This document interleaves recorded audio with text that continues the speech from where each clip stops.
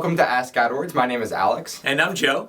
First of all, thank you for all the questions that you've sent in this week and all the great engagement that we've seen on social media. As always, if you have questions you want us answered, whether it's about a feature, strategy, whatever it may be, just send it in using the hashtag AskAdwords of our social media, or just leave it in a comment of this video. So the first question this week comes in from a Twitter user. And the question is it possible to track multiple currencies from the same checkout page in one Google Analytics account? It is possible. So basically it requires a one-line snippet of code that you would need to add to the backend code on your website, basically on the transaction page.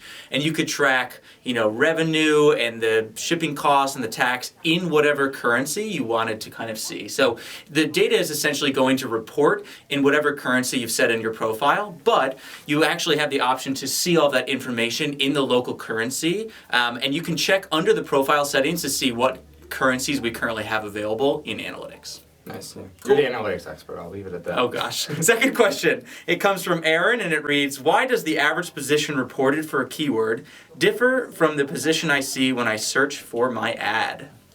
Thanks, Aaron. Common question. So a couple different things.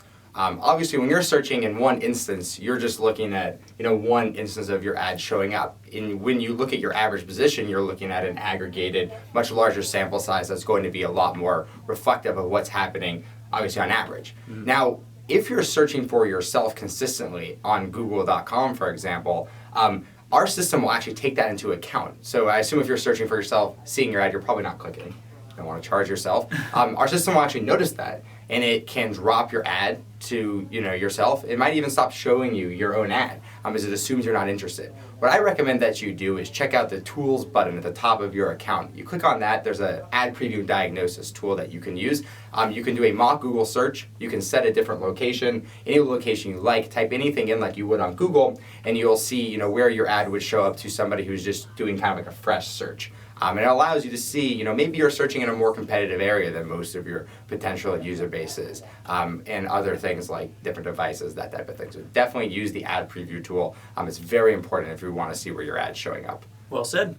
The third question comes from Woody, who asks, my account has been suspended. What can I do about this?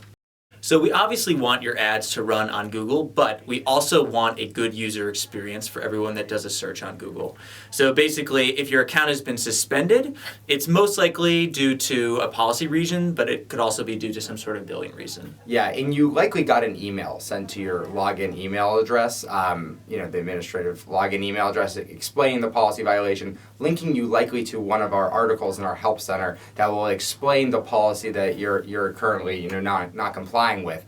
And it's really important to read that article closely, really try to understand the spirit of the policy, why we have it, why it's important for the user experience, and then do your best to get your site in compliance. And then give us a call and make sure you have a list of the changes you made. Try to reference it to the policy, and when you give us a call, we'll do our best to submit your case to the review team for them to have another look. But thanks for the question. Thanks so much for watching this Ask AdWords episode. If you have future questions, please feel free to use the hashtag AskAdwords on any social media site. But I hope you have a great day. See ya.